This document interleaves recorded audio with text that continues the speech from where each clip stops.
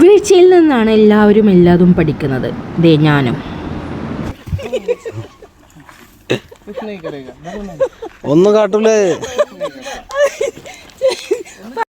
അങ്ങനെ വീഴാൻ വേണ്ടി പോവുകയാണ് ഗെയ്സ്, വീഴാൻ വേണ്ടി പോവുകയാണ്. ഞങ്ങൾ അബുദാബിയിൽ നിന്നും ഡിസേർട്ടിലേക്ക് പോകാനുള്ള വഴിയിലൂടെ ഇങ്ങനെ പോയിക്കൊണ്ടിരിക്കുകയാണ്. അപ്പോൾ അവിടെ നമുക്കൊരു പാർക്കിംഗ് സ്പേസ് ഉണ്ട്. അവിടെയാണ് മറ്റേ നമ്മളെ ഡിസേർട്ടിലേക്ക് കൊണ്ടുപോകാനുള്ള ആളുകൾ വിളിക്കാൻ വരുന്നത്, അവരുടെ വണ്ടി വരുന്നത്. അപ്പോൾ നമ്മളെ വണ്ടി അവിടെ പാർക്ക് ചെയ്തിട്ട് വീണ്ടും ഇതേ അവരുടെ വണ്ടിയിൽ പോയി. ആ ക്യാമറയുടെ ക്ലാരിറ്റി കാണുമ്പോൾ നിങ്ങൾക്ക് മനസ്സിലാവുന്നുണ്ടാവും, അവരുടെ വണ്ടിയുടെ ഗ്ലാസ് ഭയങ്കര ക്ലീൻ ആയിരുന്നു. നല്ല പുതിയ വാഹനമായതുകൊണ്ടായിരിക്കണം. അപ്പോൾ അതുകൊണ്ട് തന്നെ എനിക്ക് എൻ്റെ കാഴ്ചകളൊക്കെ നല്ല സ്മൂത്തായിട്ട് എടുക്കാനായിട്ട് പറ്റി, നല്ല കുറച്ചുകൂടി ക്ലാരിറ്റിയിൽ നിങ്ങൾക്ക് കാണിച്ചു തരാനായിട്ട് പറ്റി.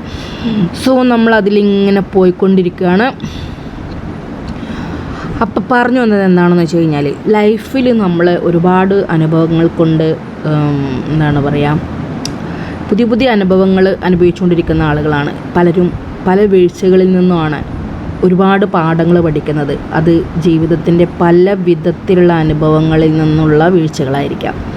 ഒരുപക്ഷെ ഫിനാൻഷ്യലായിട്ടുള്ള പല പ്രശ്നങ്ങളായിരിക്കാം, അല്ലെങ്കിൽ ശാരീരികമായിട്ടുള്ള പ്രശ്നങ്ങളായിരിക്കാം, അല്ലെങ്കിൽ കുടുംബപരമായിട്ടുള്ള പല പല കാര്യങ്ങളായിരിക്കാം, അതല്ലെങ്കിൽ നമ്മൾ ബിസിനസ് ചെയ്യുന്ന പല കാര്യങ്ങളിലും ഉണ്ടാകുന്ന നമ്മുടെ വീഴ്ചകളായിരിക്കാം. പക്ഷേ ഇതെല്ലാം നമ്മുടെ ലൈഫിൽ ഓരോരോ പാഠങ്ങളാണ്. പറഞ്ഞു വന്നത് ഒട്ടകത്തിൻ്റെ അടുത്ത് നിന്ന് വീണ വീഴ്ചയെ പറ്റിയിട്ടല്ല, അതൊക്കെ വെറും വളരെ സിമ്പിളായിട്ടുള്ള കാര്യങ്ങളാണ്. അതൊന്നും ലൈഫിൽ നമ്മളൊരിക്കലും ഒരു തരത്തിലും ബാധിക്കാത്ത കാര്യങ്ങളാണ്. പക്ഷേ നമ്മളെ ബാധിക്കുന്ന ഒരുപാട് വീഴ്ചകൾ പലരുടെയും ലൈഫിലുണ്ടായിട്ട് ഒരിക്കലും നമുക്കതിൽ നിന്നും മുക്തി നേടാൻ പറ്റാത്ത വിധം പലരും അകപ്പെട്ടിട്ടുണ്ട്. അതിൻ്റെ പ്രധാന കാരണങ്ങൾ നമ്മുടെ മറ്റുള്ളവരുടെ ലൈഫ് എക്സ്പീരിയൻസ് പഠിക്കാതെ പോകുന്നതാണ്. ഒരുപാട് പഴയ ആളുകളിൽ നിന്നും പലതും നമ്മൾക്ക് കേൾക്കാനുണ്ട്. അവരുടെ എക്സ്പീരിയൻസുകൾ കേൾക്കണം, അവരുടെ ജീവിതാനുഭവങ്ങൾ കേൾക്കണം, അവർ ഫിനാൻസ് കൈകാര്യം ചെയ്തിരുന്ന രീതികൾ, അവരെന്തെങ്കിലും മാറ്റി വെച്ചിട്ടുണ്ടെങ്കിൽ ആ മാറ്റി വെച്ചത്, അല്ലെങ്കിൽ മാറ്റിവെക്കാൻ കഴിയാതെ അവരനുഭവിച്ചിട്ടുള്ള ദുരിതങ്ങൾ, അതുപോലെ ഫ്രണ്ട്സ് ആൻഡ് റിലേറ്റീവ് സർക്കിളുകളിലേക്ക് നമ്മൾ ഒരുപാട് പണങ്ങൾ കാര്യങ്ങളൊക്കെ കൊടുത്തിട്ട് നമുക്ക് തിരികെ കിട്ടാതെ വരുന്ന പല പല വിഷയങ്ങൾ. അപ്പോൾ അങ്ങനെ ഒരുപാട് കാര്യങ്ങൾ ലൈഫിലെ ഒരു കുഞ്ഞു കുട്ടിയിൽ നിന്ന് മുതൽ വയസ്സായ ആളുകൾ വരെയുള്ള പല പല ടൈപ്പ് ഓഫ് രീതിയിലൂടെ ജീവിതം കടന്നു പോയിട്ടുള്ള ആളുകളിൽ നിന്നും പഠിക്കാനുള്ള ഒരുപാട് പാഠങ്ങളുണ്ട്. അതെല്ലാം പഠിച്ച് നമുക്ക് മുന്നോട്ട് പോവുക എന്നുള്ളത് മാത്രമാണ് നമ്മുടെ ലൈഫിനെ നമുക്ക് മുന്നോട്ട് കൊണ്ടുപോകാനുള്ള, നല്ല രീതിയിൽ മുന്നോട്ട് കൊണ്ടുപോകാനുള്ള ഏതൊരു മാർഗ്ഗം. അപ്പോൾ ഉറക്കത്തിൻ്റെ ഒരു മപ്പിലാണ് ഇപ്പോൾ ഇരുന്നത് ഓരോന്നൊക്കെ പറയുന്നത്. അപ്പോൾ അതുകൊണ്ട് തന്നെ അതിൻ്റേതായിട്ടുള്ള പല പല പ്രശ്നങ്ങളുണ്ടായിരിക്കും. സോ നിങ്ങളെല്ലാവരും ക്ഷമിക്കണം. അപ്പോൾ പറഞ്ഞു വന്നത്, ലോകത്തിൻ്റെ നല്ല വശങ്ങളെയും ചീത്ത വശങ്ങളെയും നാം മനസ്സിലാക്കിയിരിക്കണം. ഭയത്തിന് സ്വയം കീഴടങ്ങാതെ ബുദ്ധി കൊണ്ട് നാം ഭയത്തെ കീഴടക്കണം. പലരും ഇന്നത്തെ കാലഘട്ടത്തിലെ ഏറ്റവും വലിയൊരു പ്രശ്നം ഭക്ഷണം കഴിക്കാനില്ലാത്തതോ, താമസിക്കാൻ സ്ഥലമില്ലാത്തതോ, അതല്ലെങ്കിൽ നല്ല വസ്ത്രം ധരിക്കാനില്ലാത്തതോ അല്ല. ഒരു വിഭാഗം മനുഷ്യരെല്ലാവരും ഒരു ഭയത്തിൻ്റെ പിടിയിലകപ്പെട്ട് ഇരിക്കുന്നൊരവസ്ഥയിലാണ്. അപ്പോൾ നല്ലൊരു യാത്രയ്ക്ക് പോകുമ്പോൾ നമ്മൾ വെറുതെങ്കിലും അതും ഇതും പറഞ്ഞ് ടെൻഷൻ അടിക്കേണ്ട. സ്ഥലം കണ്ടപ്പോൾ എനിക്ക് ഭയങ്കര ഇഷ്ടം. കണ്ടോ അദ്ദേഹം കാട്ടിയ പണി നോക്ക്. നമ്മുടെ വാഹനത്തിൻ്റെ മുൻപിലൂടെ പോയിട്ട് കംപ്ലീറ്റ് പൊടിപടലങ്ങളാക്കിയിട്ട് പോയി. അതാണ് നമ്മുടെ ലൈഫിൽ നമ്മളിങ്ങനെ നല്ലപോലെ പോവായിരിക്കും. പക്ഷെ പോകുന്നതിനിടയിൽ ആരെങ്കിലും എന്തെങ്കിലും ഒരു പിത്തനെ ഉണ്ടാക്കും. അപ്പോൾ നമ്മൾ ഭയങ്കര ഡിസ്റ്റർബൻസ് ആവും. സോ ഡിസ്റ്റർബൻസ് ആവണ്ട. കണ്ട അദ്ദേഹത്തിന് നോക്കി എന്ത് കൂളായിട്ടാണ് വണ്ടി ഓടിക്കുന്നത്. അതൊന്നും അദ്ദേഹത്തിനെ ബാധിച്ചിട്ടേ ഇല്ല, എന്നെയും ബാധിച്ചില്ല. എൻ്റെ ക്യാമറയിൽ അതൊരു ലേശം ഇതായി വന്നപ്പോൾ പറഞ്ഞെന്ന് മാത്രം. അങ്ങനെ പല പല തടസ്സങ്ങളും പ്രതിസന്ധികളും ഒക്കെ നമ്മൾ പോകുന്ന പലയിടങ്ങളിലും കാണും. ഒന്നില്ലെങ്കിൽ മൈൻഡ് ചെയ്യാണ്ട് പോവുക, അല്ലെങ്കിൽ ആ തടസ്സങ്ങളെ നേരിട്ടുകൊണ്ട് നമ്മൾ മുന്നോട്ട് പോവുക.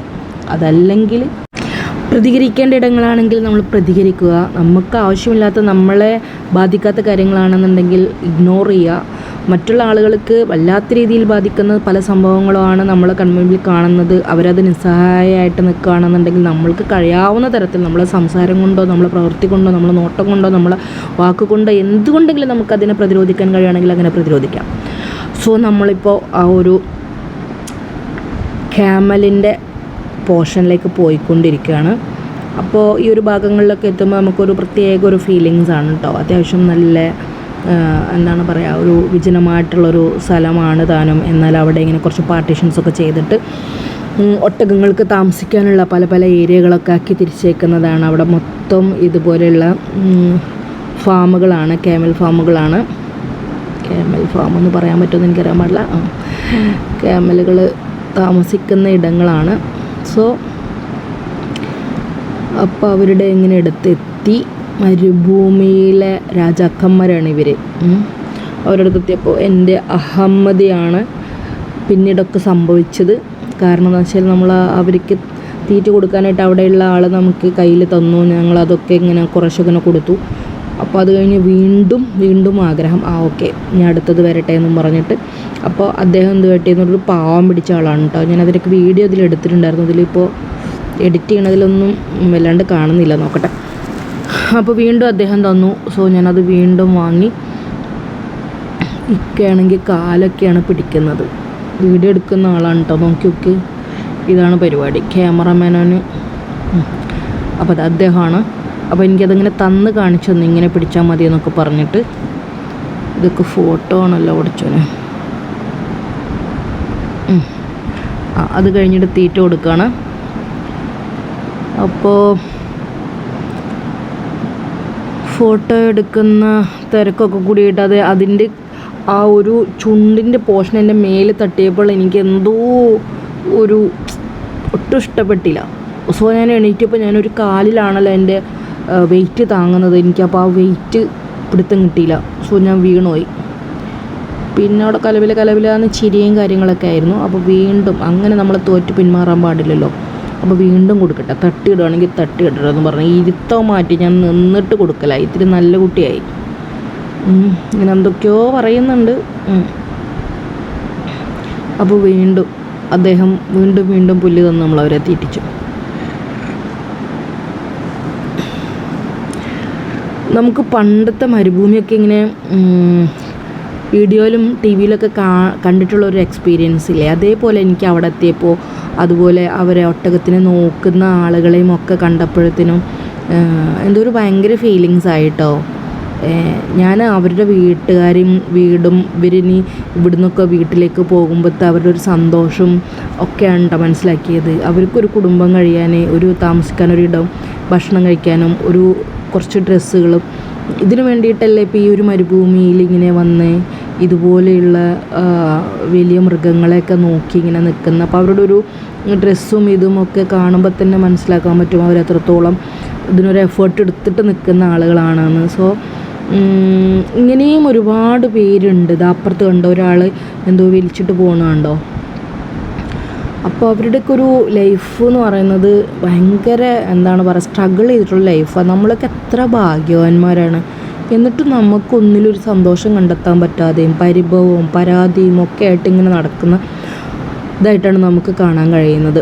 അപ്പോൾ അവിടെ നിന്ന് ആ കാഴ്ചകളൊക്കെ കഴിഞ്ഞു. പിന്നെ കുറേ വീഡിയോസൊക്കെ ഉണ്ട്. ഞാൻ എല്ലതും കൂടി അപ്ലോഡ് ചെയ്യുമ്പോൾ നിങ്ങൾക്കും അതൊരു ബോറാവണ്ടെന്ന് കരുതിയിട്ടാണ് തിരിച്ച് നമ്മൾ മരുഭൂമിയിലേക്ക് പോവാണ്. ഇനിയാണ് കഥകൾ ഇരിക്കുന്നത്. നല്ലപോലെ പോകുന്നൊരു ലൈഫിൽ പിന്നെ കുറച്ച് നല്ലവണ്ണം പേടിച്ചൂട്ടാണ് ഞാനിതിൽ. നല്ലോണം പേടിച്ച് പറഞ്ഞാൽ പണ്ട് എനിക്ക് ഭയങ്കര ഇങ്ങനത്തെയുള്ള എല്ലാ കാര്യങ്ങൾക്കും റിസ്ക് എടുത്ത് ചെയ്യുന്ന കാര്യങ്ങൾക്കൊക്കെ ഭയങ്കര ഇൻട്രസ്റ്റ് ആയിരുന്നു. ഒന്നും ആവില്ല വണ്ടി ഓടിക്കുന്നതാണെന്നുണ്ടെങ്കിലും ഒക്കെ ഭയങ്കര എന്താണ് പറയുക അഡ്വഞ്ചറായിട്ടുള്ള കാര്യങ്ങളൊക്കെ ചെയ്യാനായിട്ട് ഭയങ്കര ഇൻട്രസ്റ്റ് ആയിരുന്നു. ഇപ്പോഴെന്ന് വെച്ച് കഴിഞ്ഞാൽ നമ്മൾ ജീവിതത്തിൻ്റെ യാഥാർത്ഥ്യത്തിലേക്ക് കടന്നല്ലോ, എന്തൊക്കെ നമുക്കതിൽ. അപ്പോൾ ബാക്കി വീഡിയോ ആയിട്ട് പിന്നീട് വരാം. അപ്പോൾ ഫോളോ ചെയ്യണം, കമൻറ്റ് ചെയ്യണം, ലൈക്ക് ചെയ്യണം, ഷെയർ ചെയ്യണം. Okay, thank you.